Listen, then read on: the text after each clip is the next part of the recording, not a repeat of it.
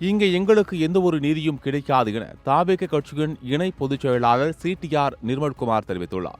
கரூர் துயர சம்பவத்தில் உயிரிழந்தவர்களின் குடும்ப உறுப்பினர்களை மாமல்லபுரத்திற்கு வரவழைத்து தாவேக தலைவர் விஜய் சமீபத்தில் ஆறுதல் கூறினார்.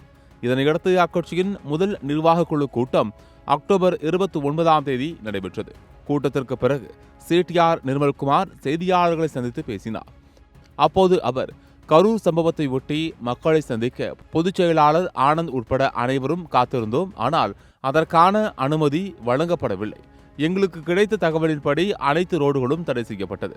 தாவேக கொடி கட்டிய எந்த வாகனத்தையும் போலீசார் அனுமதிக்கவில்லை. கரூர் சம்பவத்தன்று அனைத்து நிர்வாகிகளும் தாக்கப்பட்டு வெளியேற்றப்பட்டனர். அந்த நாள் இரவு எத்தனை அமைச்சர்கள் அங்கே வந்து நாடகம் நடத்தினார்கள் என்பதை நீங்களே பார்த்திருப்பீர்கள். பிரேத பரிசோதனையை உடனடியாக முடித்துவிட்டதாக தகவல் கிடைத்தது.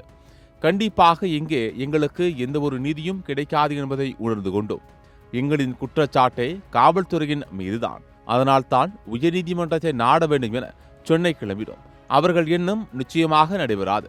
தாவேக கட்சியை முடக்க நினைத்தார்கள். மக்கள் விஜய் மீது 100 விழுக்காடு நம்பிக்கை வைத்துள்ளனர். கரூர் சம்பவம் எப்படி நடந்தது என்பது மக்களுக்கு தெரியும்.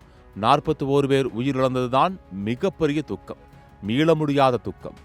41 பேரின் மரணம்தான் எங்களை கடுமையாக பாதிக்கிறது. எவ்வளவு பெரிய நெருக்கடி வந்தாலும் எதிர்கொள்வோம் என்று பேசியுள்ளார்.